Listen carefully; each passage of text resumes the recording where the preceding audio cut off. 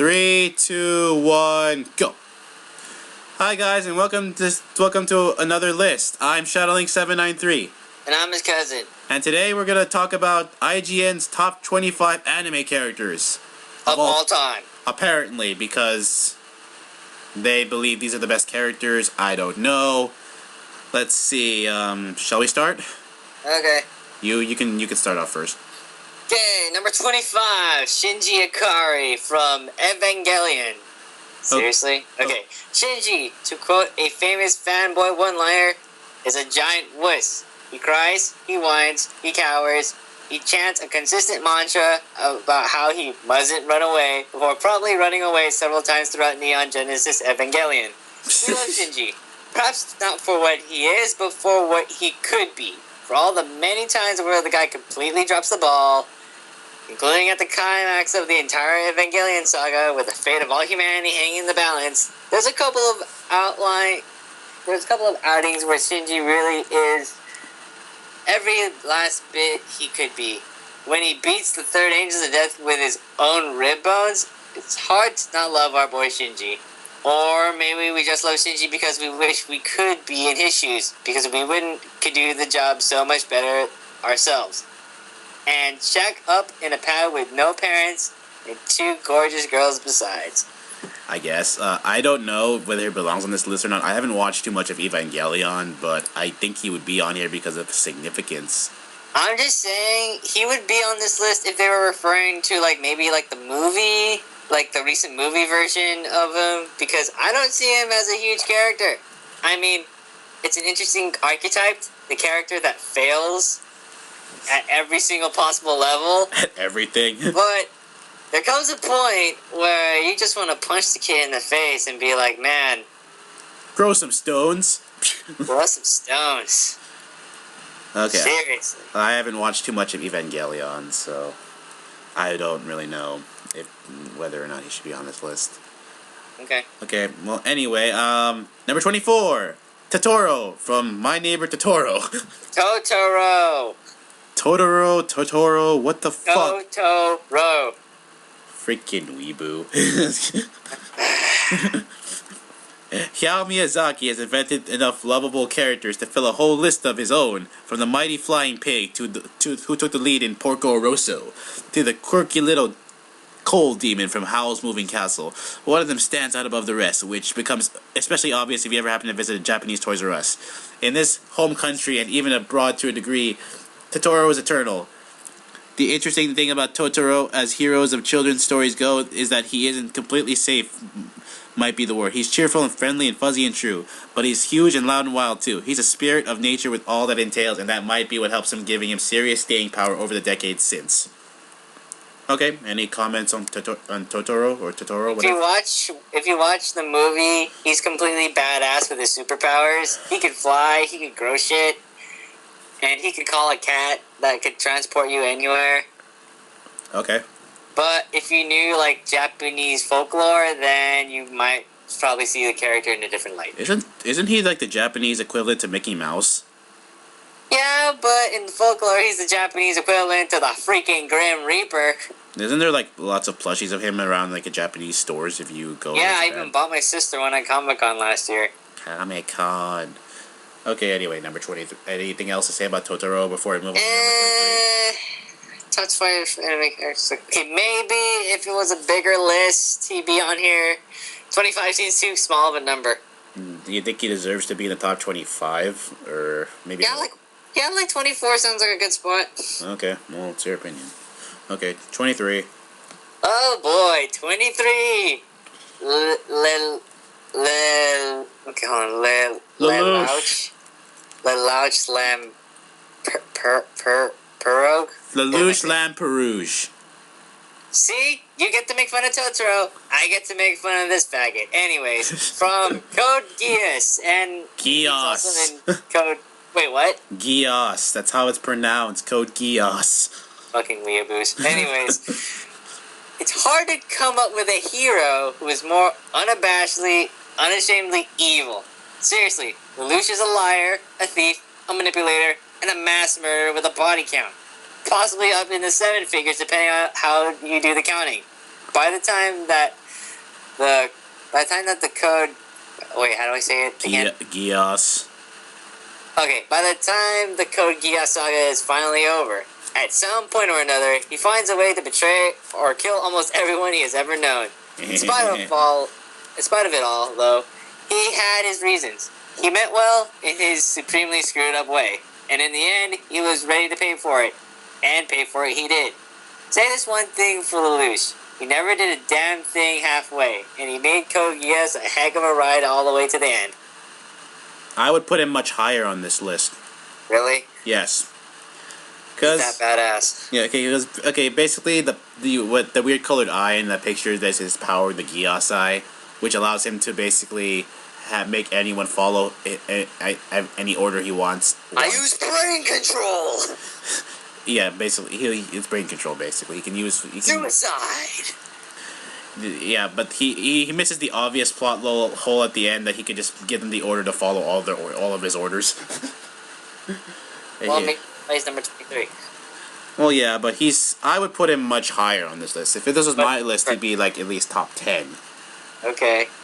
And yeah, if anyone's ever seen the ending to that show, yeah, he really did kill a lot of people, but he had good reason to, in his own twisted way. But you know, he did what he believed in, and he did. The world peace was attained by the end of the series, because by that point, the entire series is basically one big war zone. Spoilers. There's one big war between Japan and America, or Britannia as they called it. But yeah, people who are watching this should watch the anime, and you know, it's really good, especially when it gets to the second season. First season was awesome. Second season is even more awesome. So watch it. I command you. Nope. Haven't watched it. Okay, number 20. You have anything to say about Lelouch? I never watched the series. I watched episode 1, then I kind of dropped it after I found out so much fan service episodes were there in season 1. Hey, those episodes were awesome. Whatever. I hope you have something to say about number 22, though. Oh, dude! Banging! This is all you. No, it's me? Yeah, I did Lelouch. Remember, I totally botched his name on purpose to make you pissed off. Fine. Number 22, Monkey D. Luffy. Some characters work for relatively complicated reasons. Other characters work because they hit people really hard. Luffy, most would agree, belongs to the latter category. That might be selling the rubber man is a little bit short, though. Plenty of tough guy anime heroes can dish it out all day, but Luffy can take it too, which is a somewhat rare quality. Hit him as hard as you can, and he'll just bounce right on back. In fact, it's hard to think of a meaner counterpuncher, not since Joe Yabuki from Nai on 50 years ago. He's done Shonen Jump proud for many years now, and there's no reason to expect he won't keep going for plenty of years more.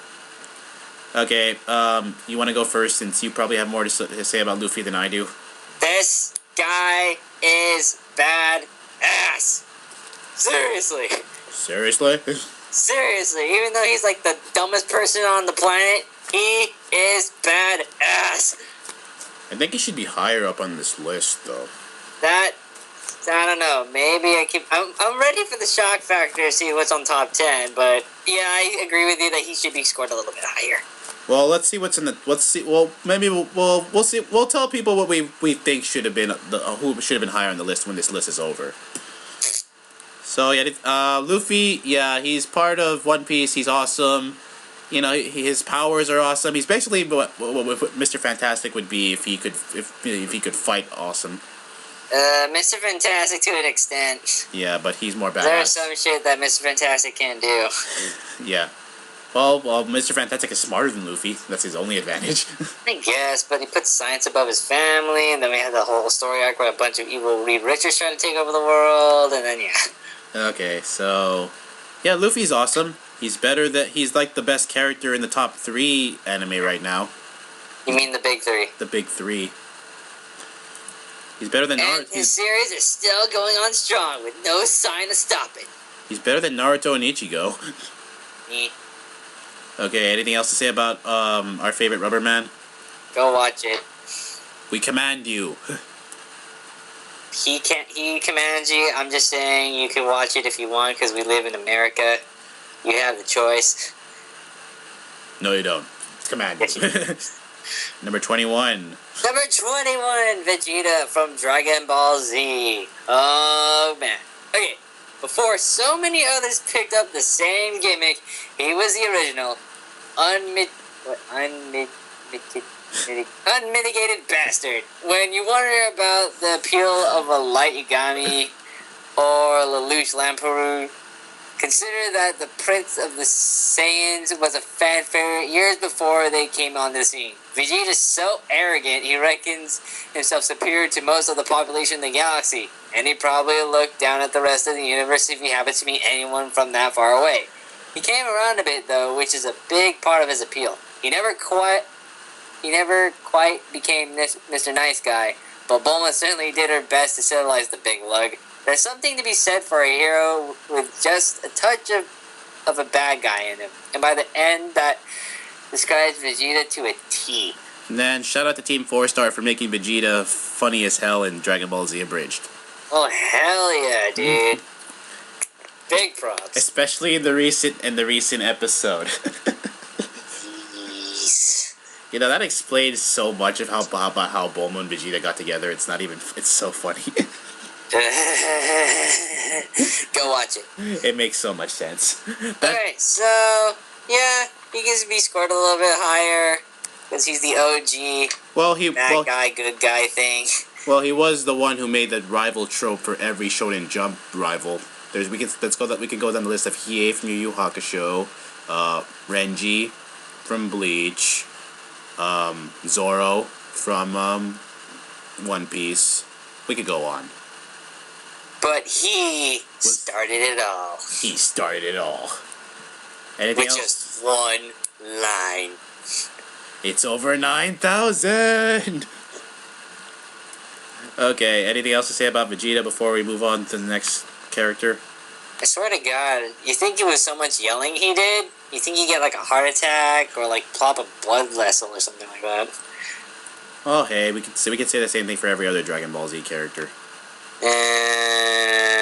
Except Krillin. Except Krillin. Okay, next character.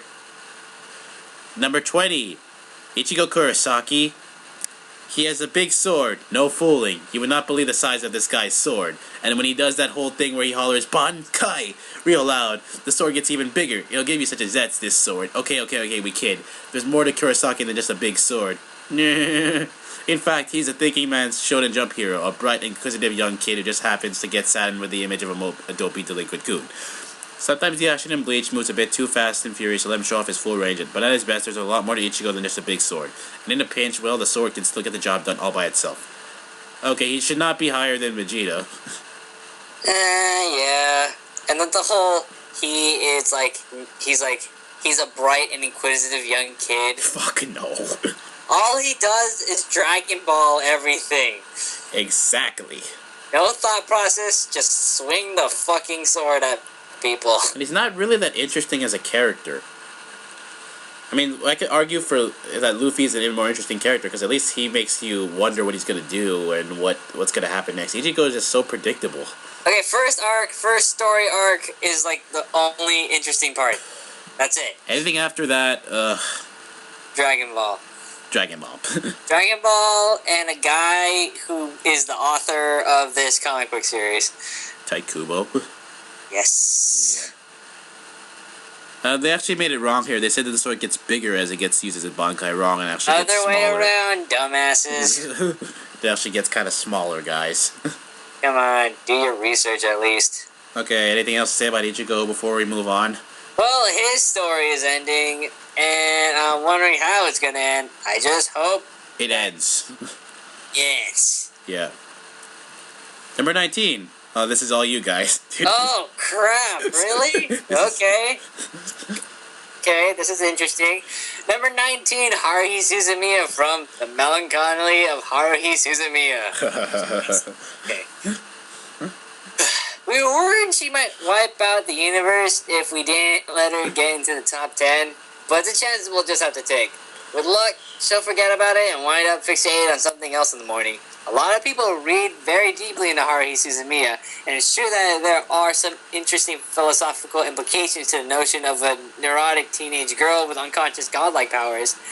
The show doesn't really doesn't need any hidden meaning to work, though. Though, Haruhi's hilarious whether or not you take her seriously. What she does, on a number of levels, is make interesting things happen. While that might make life a little frightening for the characters around her, it makes for a show that was magnificent entertainment from beginning to end. Okay. Well, I'll give Haruhi one thing. She can freaking manipulate reality with whatever the fuck she wants. Dude, there's like a religion based around here, I think. Really? I think. Okay, don't get me wrong. I like the concept. A crazy girl with godlike powers and with a human normal kid trying to balance through normal life, hoping sure she doesn't even notice it for one. But her fan base is fucking crazy. Why? What's your fan base like? Dude, it is huge. It is like North Korea army times like 5. Fucked. The Haruhi fan base is gonna take over the world. I think every single one of them knows how to do the dance. Oh god. There's a dance. Everyone look it up on YouTube. Anyways, yeah, I watched it. The movie was pretty good. Of all those. If you're interested in this series, watch The Disappearance of Haruhi Suzumiya. It's like English dub up on YouTube right now. Watch it, and I guarantee you'll be hooked onto the series. Okay, well, I'll check that out. I haven't watched too much of the series, so I have no comment. Just go for the movie first, then see if you like the TV. You'll see you like the TV. Well, I'll say the series has a nice art style. It does. Anything else to say about before I move on? I don't know. She should be number 19, maybe a little bit lower. Well, let's see what's higher up on the list. Okay, fine. Number 18, Light Yagami. Remember that bit of a few entries back about unmitigated bastardry? Here is the undisputed heavyweight champion, a narcissistic mass murderer with absolutely no regard for any other human being alive, unless he might be able to use them for a while, before he crumples them up and throws them away. For a while, though, he was mesmerizing. There's nothing else to it. Death Note probably tried to run it a bit longer before it actually had the fuel to carry itself. But at his peak, everyone wanted to know what Light was going to try next. He could plot and scheme like nobody else before or since, and he's just about to manage to pull it all off. But then again, probably best for all concerned that he didn't quite make it. Bullshit, Lelouch could do the same things. So why is he higher up than Lelouch on this list? Maybe the unmitigated bastardry about it. Well, all Light has to do is write in a notebook, oh, your name and visualize your face when you're dead. Lelouch has to actually work his ass off to do shit, man. Come on. He did try world domination. Oh, okay, well, Lelouch was in a fucking war. Light's just trying to change the world based on, like... World domination. Getting this one notebook that can kill people. World domination. And in Lelouch's world, in Code Geass, he's trying to change the world because it's full of war and poverty and shit.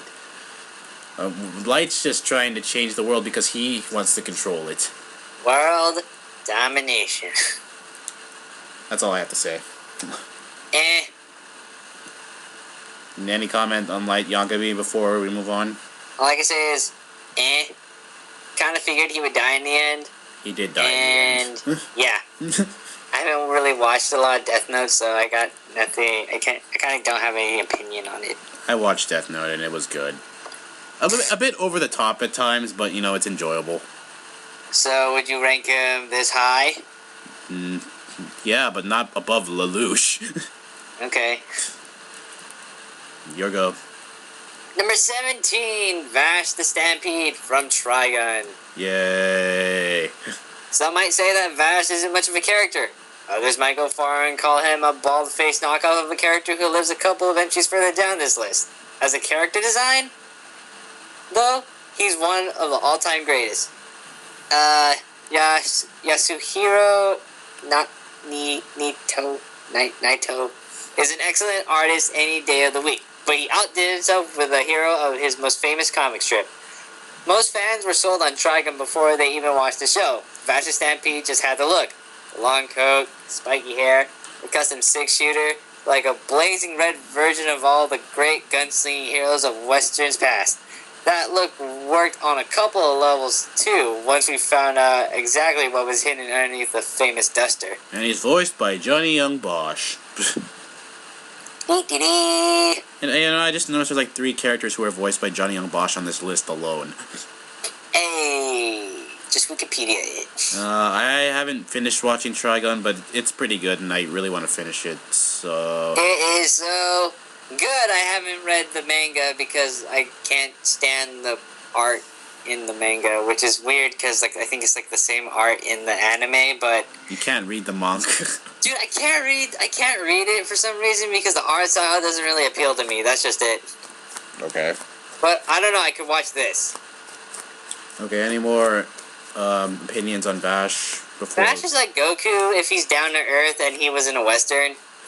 This world is made of love, and peace. I don't know if he should be number 17, maybe. We'll see the in there. Like a little bit higher, but yeah, he's a cool character. Okay, well, let's see who's next on the list. Number 16, Jubei Kibagami. I don't know who this is. Jubei is a character who might not be entirely profitable and notable not in it of himself, but more for the production that he happened to anchor. He is the vital source of gravity upon which orbits 2 hours of sex and violence, and in their time was tremendously influential. Yoshiaki Kawajiri may not be remembered very much in the 21st century, but back in the day he introduced a whole bunch of American fans to this thing called anime. And he couldn't have done it without Jubei, the fictional incarnation of an almost deadly historical figure. He's arguably not the principal actor of the movie. He spends an awful lot of ninja scope being hurled around by the whim of greater powers, but like any other great action hero, he takes a beating and comes back every time. Yeah, I haven't seen this movie, so I have no comment. Me neither. Maybe I'll check it out later. So he's kind of like up in the air, I'd say. Okay, well, since we don't know this character, we should move on. But apparently, he introduced a whole bunch of American fans to this thing called anime, so maybe there's that thing. Maybe significance. There's that merit. Significance, I guess. I guess. Okay, number 15. Oh man, number 15. How do you say his name? Arsene Lupin III. Arsene? Okay, fine. Arsene Lupin III from Lupin III. He and his crew are justifiable icons. They constantly carried hit productions for more than 40 years now. 3 classic long-running TV shows and a raft of hot movies and specials besides. A year ago in Lupin III, Green vs. Red, his creators had such a hard time finding a credible opponent that they had to pit Lupin up against, well, himself. As lovable rogues go, there may be none greater. Think of him as Japan's answer to Bugs Bunny. In a way, he never fails to come up with an outlandish scheme or a smart one-liner to top it all off with. Lupin brings a classic supporting cast along with him too. There's no such thing as Lupin without the Lupin gang, after all, or good old Inspector Zingata in Hot Pursuit. Yeah, he's very significant to anime. And when his series was on Adult Swim for a while, it was pretty good. It was one of the few good shows on Adult Swim back then. And I used to rent Lupin the Third DVDs at my local video store. They were pretty good, and I did watch Lupin vs. Detective Conan, which was okay. I didn't think they were in the same universe, but okay. It was enjoyable. Anytime. I got no comment. No comment on Lupin? I haven't ever watched Lupin III, so yeah. He's just basically a thief. Okay. He can be like Sam Fisher, like sneak into anywhere and just take whatever he wants, and he can make this elaborate scheme. Okay. And so that's basically what he is. Okay. Okay. Number 14, D. Just D. Yoshitaka Amano, of course, is famous for a whole bunch of other characters besides just this one. This is the one that put him on the map, though. A few years ago, before something called Final Fantasy, that apparently all the kids are into these days. He's not the only vampiric hunter who's ever headlined an anime horror story. Most fans could name 3 or 4 of the top of their heads, in fact. D has a style all his own, though born out of Amano's elaborate artwork. A few parts Baroque and a few parts just plain bizarre. Not many others have a gimmick as weird as our man D's sentient hand, and that might not be his strangest thing about him. I don't know this. Me neither. Okay, so moving on. Okay. Number 13, Motoko Kusanagi from Ghost in the Shell. Masamune Shiro is famous for a particular kind of sci-fi heroine. In a way, you might say that they're all the same woman, just filtered through a different millennium in each story. Sen Dominion's Leona Ozaki to survive the wreckage of World War III, and she probably wouldn't turn out entirely unlike Danon and Knut from Appleseed. The Majors filtered through a very interesting millennia, though. She is, when you get down to it, just a brain in a jar, although nobody's going to dispute that it's one hell of a jar. That makes her a straight line to one of science fiction's most interesting questions. What is it that makes up a human? Though she may be cool, professional, and mostly artificial, she's unquestionably human, and following her adventures through Ghost in the Shell was never less than fascinating. Okay, I haven't watched too much of Ghost in the Shell, but it's pretty awesome. She's good. I haven't watched too much of it, so I have no comment. She's cool. Okay. But I just gotta say, her outfit, skimpy. Down, chicka, pow, pow. Maybe a little bit lower on this list. Probably. Okay, so anything else? Nope. Go watch it. Okay. Number 12. Start with the movie, though. Okay. Number 12. L. Death Note paid this guy the ultimate backhand compliment. As soon as he left the series, it fell straight off a cliff. The second that L is no longer involved in the plot, you may as well put it down and find something else to watch. Perhaps it's because he made such a sharp and simple conscience to Light Yagami's megalomaniac ego. L has no ego to speak of or just a constant try to get the job done. L wants to be revered as a living god. Light wants to be revered as a living god, while L would soon as nobody even knew his name, each of them made perfect nemesis for the other, and neither was quite the same that the other to work against. He's Japanese Batman without the crime fighting. Ta-da! Well, the hand-to-hand crime fighting, anyway. Ta-da! So I guess he's the Batman to Light's Joker? Ta-da! I guess. Ta-da! Okay, that's all I have to say about L. I got nothing. Okay. Ta-da! 11. Number 11! Oh, shit! Okay, Shotaro Kaneda from Akira. Strip him naked, and Kaneda isn't much of a character. He's one of a million lunk-headed teenage delinquents, the kind that have headlined macho beat-em-up comics in rags like Shonen Champion for decades. Haul him in for disturbing the peace, stick the scrawny punk in prison grays, and stand him in a lineup. Would anyone recognize him? What Kaneda's got, though, is probably the most incredible collection of props a cartoon character has ever been blessed with.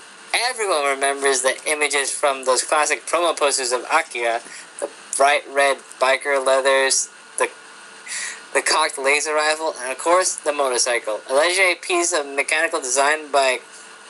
Hold on. Katsuhiro Otomo. Clothes may not always make the man, but they definitely did it for this one. Okay. He just looks cool, that's it. Well, I haven't seen Akira, so I don't have any opinion on it. Watch it. It just looks cool. Okay, you ready to move on? Yeah. Number 10, Rei Ayanami. Rei is a hugely influential character concept since Eva made the big splash back in 1995. We've seen dozens, if not hundreds, of anime heroines written almost exactly like her. Pliable, passive, emotionless objects. Perfectly suited to a timid geek's favorite fantasies. Rei has about as much personality as a real doll, and possibly that is not a coincidence. Or does she? The difference between Rei and so many almost Reis is that there might be something behind the facade. She's a mystery we've never really solved when you think about it. Even after we learn what's supposed to be the great big secret behind where she came from, that doesn't necessarily answer the real question. Is there more to Rei than what we think we see? Like so many things about Evangelion, it's an awfully interesting argument starter, and it's nice to believe that's what put her on the map. Sadly, the bandage fetish probably had more to do with it, but we are not our fellow fanboy's keeper. Okay. Go watch the Rebuild. Way better depiction of her character. Okay. Anything else? Nah. This list probably got it. Okay. Number 9. Oh, man. Okay, fine. Number 9, Sailor Moon from Sailor Moon. There were plenty of magical girls before Sailor Moon, and there have been plenty of magical girls since her. Miss Moon, though, struck a balance that few shows before or since have matched. Earlier heroines like Miki Momo were childish and chaste. Her successors have grown ever more cheesy and lurid, appealing to the aging pervert market that she accidentally trapped for the First time. Oh, capped for the first time. Sailor Moon went so far and no farther.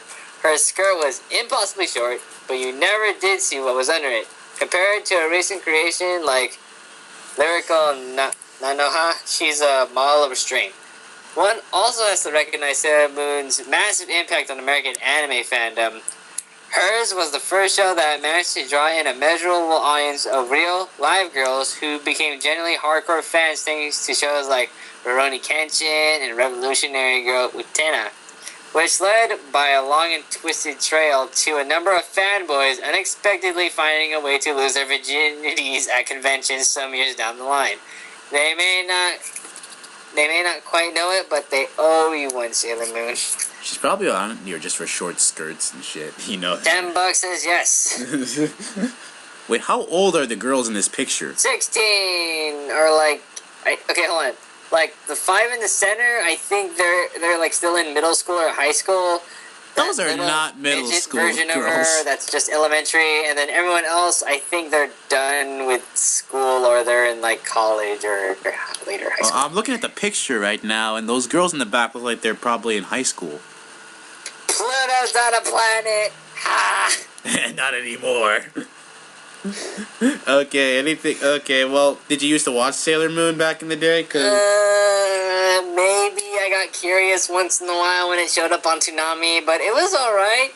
Some of the action scenes were good. The acting sucked, but Honestly, the only thing I really remember is that theme song. Dun, dun, dun, I just gotta say, Jupiter's Smash Attack was hella sick. Okay, That's coming from a guy. he's a man. Oh, fun fact, something that really irked me was the fact that she put on tiara, no one recognizes her. Hey, it's like Clark Kent hypnotizing glasses, man. Oh, and I wanted to be my tuxedo mask. That guy. Yeah, dude. That guy picks up chicks, dude. Okay, anything else? I need roses. Anything else that I'll say about Sailor Moon before I move on to the next character? Girls should go watch it, and I think they're doing like a reboot of her. They are. Oh, shit. Okay, what about guys? Would you want them to watch? Whatever. We live in a country where you can love whatever you want, so go for it. Dude, we have guys who watch My Little Pony. I think they wouldn't be ashamed to watch Sailor Moon. I don't care. All I'm just gonna say is, like whatever you like, but just know, to me, you guys are losers. He's speaking for himself. I'm not involved in this. Too late. Number 8. Pikachu! Pikachu! Okay. Love him or hate him, he's recognized around the world. At his peak, he was probably the best known, best loved, and most often bootlegged anime character since the heyday of Goku and Dragon Ball Z. His appeal, of course, is perfectly simple. He has all the best qualities of a domestic house cat. Fuzzy, friendly, occasionally silly, but without any the downsides, like clawing the curtains or shredding all over the couch. Yeah, he'll just electrocute you. He's unfailingly loyal, too, whereas your average cat would probably eat your throat while you sleep if you don't happen to feed him twice a day. Consider Pikachu something else, something close to the ideal pet, just as so long as you don't happen to rile up his electric side. Why the fuck is Pikachu on this list? He's a mascot character. What's not to love about Pikachu? Yeah, but there's no character. He's just a very loyal house pet. But we're talking about the top 25 anime characters. Pikachu is an anime character. At least Ash isn't on this list. Come on, when you hear Pokemon, what's the first image that comes to your head? An Umbreon.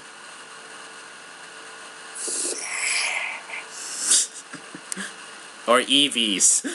Okay, fine. Look it. I like Pikachu. I like Pokemon. I'm just saying he shouldn't be that high on the list. That's it. Well, at least Ash isn't on this list. Or is he? If he is, I'm gonna be so pissed. Dun dun dun. Anything else to say about Pikachu? I already said my shit. Pikachu. Okay. You take number 7 then. Awesome. Number 7, Edward Elric from Full Metal Alchemist. Oh, and the picture shows that he approves. Oh, great. It's raining outside. Okay. Ed, let us say, has his failings. He's arrogant. He's hot-headed. He has the classic small man syndrome. He has a chip on his shoulder that you could send to the sawmill and use to build a decent-sized garden shed. On the other hand, he and his kid brother Al make one of the best action comedy teams in recent memory. The entry here really ought to belong to the Alec brothers collectively. It's hard to imagine the one without the other, after all. Together, they made Full Metal Alchemist just about the biggest anime hit of the decade, and with the arrival of their second big TV series, we still haven't seen the last of them. Yeah. Yep, he approves of his spot on the list here, as you can see. I approve of his spot on the list right here. Yeah, this is a good spot for him. This is a good spot. I like Full Metal Alchemist. Yeah. He was a really good character, you know, and he's voiced by Vic Menanene. Menanene? Menanene. Menanene. Menanene.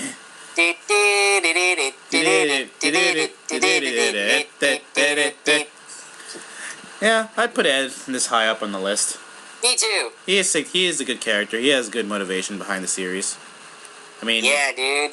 I mean, if you accidentally transmitted your brother's soul out of his body, you had to put it in. Spoilers! We're not supposed to let them spoil the plot. They have to go watch it themselves. Okay. So yeah, watch Full Metal Alchemist. And Brotherhood. Watch the first movie too. Then watch Brotherhood. Then watch the latest movie. Okay. Moving on to number 6. Number 6. Why the fuck are you on this? Okay, never. I'll say it. Naruto Uzumaki. If you follow Shonen Jump's fan favorite character polls, Naruto isn't the most popular character in his own series. Yeah, they admitted it. Kakashi and Sasuke walk away with it as often as not. And he's even been squeezed out by a villain or two on occasion. He's the engine that powers the franchise, though. That's pretty hard to argue against. Naruto's like a bouncing orange perpetual motion machine that's will wind him up in a touch and he goes. Sasuke may be tougher and Kakashi may be cooler and the Deidara may be, well, blonder, but whatever people see in him. But the show could go on without them in a pinch. It couldn't go on without the would-be Sixth Hokage, though, which is why he snags this spot on the list. He doesn't deserve to be higher than Edward on this list. He doesn't deserve. Why is Naruto?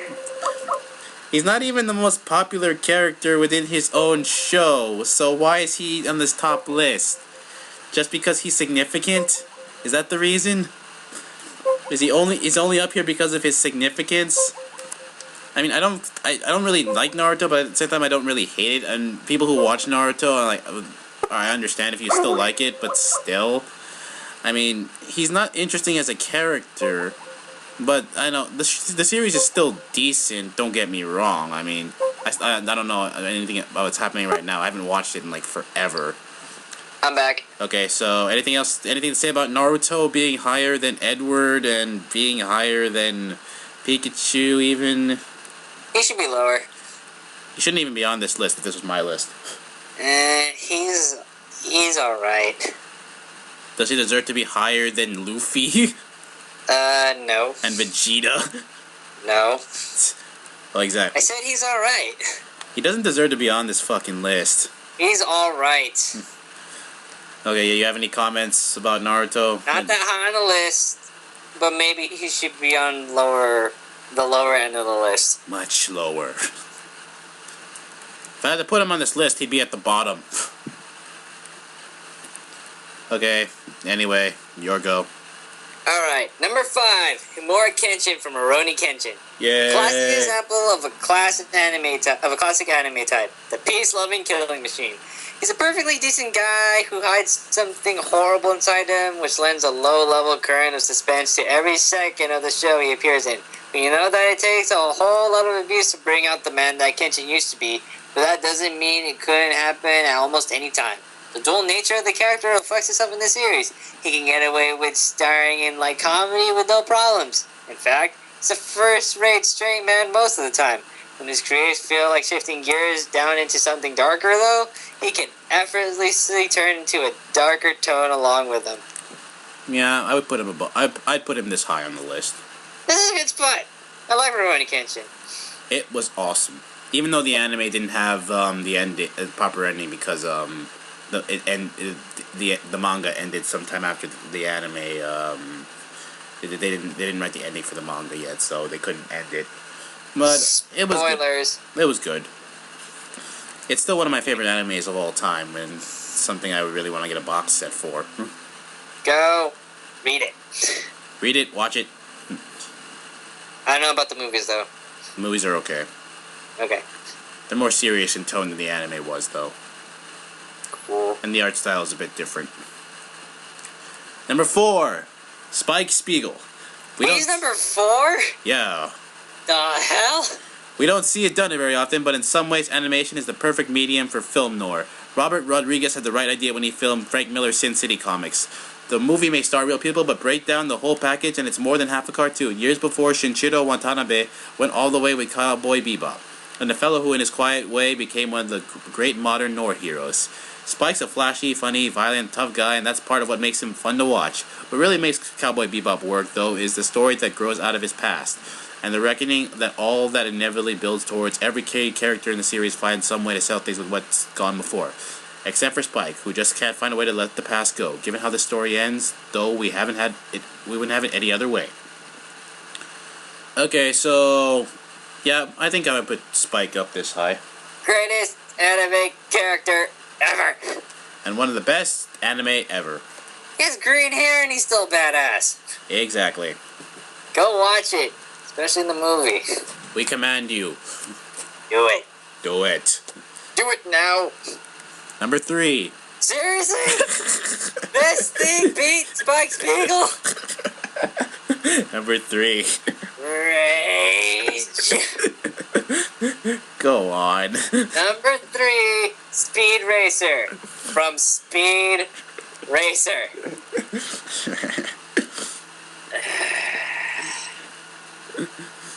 Okay, fine. I can do this. Yeah, he wore an ascot. It was the early 60s, though, so you can mostly excuse that kind of thing. And he had a cool car and a monkey, which is pretty hard to beat. But seriously, folks, the first generation of fans that encountered Japanese cartoons mostly did it through a guy named Speed, who talked as fast as he drove. And Speed Racer's adventures hung around in syndication to have an impact far beyond the original run. And this time, Speed had a totally different style from American animation. 2. The influence of Japanese girls comics gave him a look that wasn't like anything else on TV here, and that effect told many years later when there were at least as many women as guys interested in this thing called anime. He's only up here because of historical significance. This faggot doesn't belong on this list. But it's really popular. It talks really fast, and the has dubbing was really bad. character. All he does is talk faster than Twista. Well, you could. His car should be on this list. Mach 5 gets his own slot. Fuck yeah, not this guy. Well, we couldn't get away without putting Speed on this list because he is historically significant to anime. Who gives a fuck about Speed Racer being historically significant? Sailor Moon was significant too.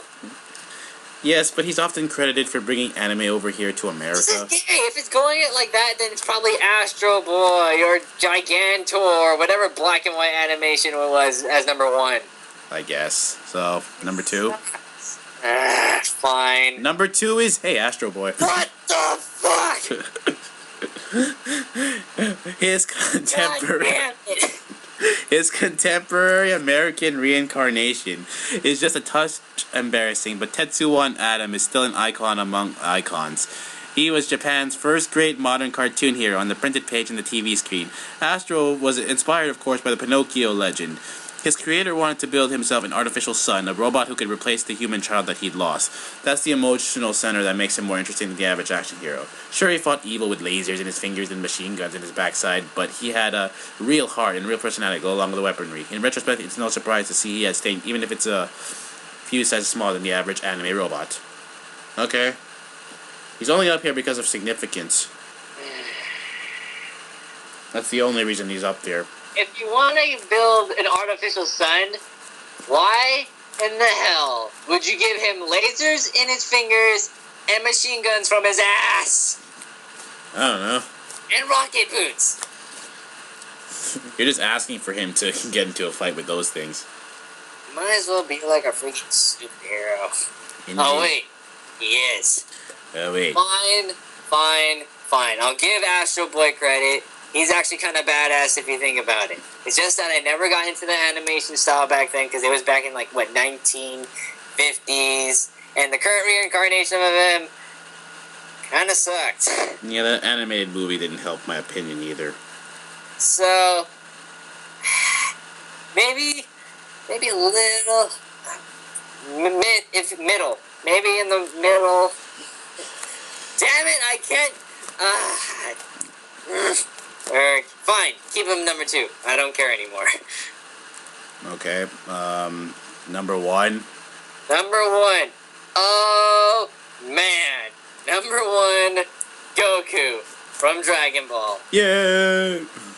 There's a brief movement during the Dragon Ball Z saga where Goku goes and dies. The dying part wasn't actually all that big deal, though, since the Z Fighters died and came back about as often as the X-Men, and with as many lasting consequences. Dead, Goku travels directly to the afterlife, where he greets King Kai, for all intents and purposes, God, and asks for a chance to train in martial arts beneath him, learning directly from the Almighty. Not long after completing a training session alongside our hero, Kai has a chat with a few of his fellow deities. Goku, reckons the king, is the most powerful being in the universe. He's a match for King Kai himself, and then some, able to perfect fighting techniques that Kai never could, and might well destroy all that is if he isn't very careful with his massive inborn powers. Japanese animation has given us plenty of badasses, but not very many could have beaten up Goku and then blown up the universe for an encore. Ladies and gentlemen, Son Goku. Okay. Okay. If Goku's... I wouldn't put Goku as number 1, but I put him in the top 10. I put him number 1. I don't have a problem with him being number 1, though. I mean, yes, he's historically significant, and yes, he did bring about all the show for the Shonen Jump heroes. And I put him... At least he's above Speed Racer and Astro Boy. Fuck Speed Racer. Okay, so we just went through the entire list. So, in my opinion, Goku, if I were to change this list around a bit, Lelouch would probably be in the top 10. Vegeta would probably be somewhere next to Goku, maybe. Vash would probably be higher. Pikachu would be lower. Astro Boy and Speed Racer would be much lower than they are in this list. Spike I would keep him right where he is. Edward, I'd keep him where he is. So I would just move around characters for a bit. But I would generally leave Goku here at number 1, just for the significance, maybe. Well, who would you add? Let's see. Maybe Zoro from One Piece, because he's a really good character. I enjoy some of the One Piece characters. I would add Colin from Code Geass as a character, because she really had I really enjoyed her character. Even though she's just really just a loyal, she's essentially just a real loyal friend to Lelouch, and she was possibly going to be his girlfriend at one point before he died. And also I would add pretty much, let's see, I would add Shanks from One Piece, Whitebeard from One Piece as well. Most of this list would be One Piece though, and I don't think it would really be significant. So that'd be my list anyway. So what would you do? Talk about personal biasness. Okay, so if I read or listen to this again, I'd probably make the same. I would probably make some similar decisions as you. For one, put Speed Racer down a little bit more, Astro Boy a little bit down, bump up Vash, Spike Spiegel, bump him up a little. Edward Elric's fine where he is. Sailor Moon, maybe one more lower. And then all the ones that I don't know should be not on this list. Haruhi, one up.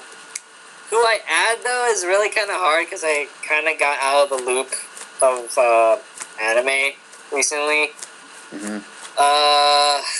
If I wanted to get cool anime characters off the top of my head,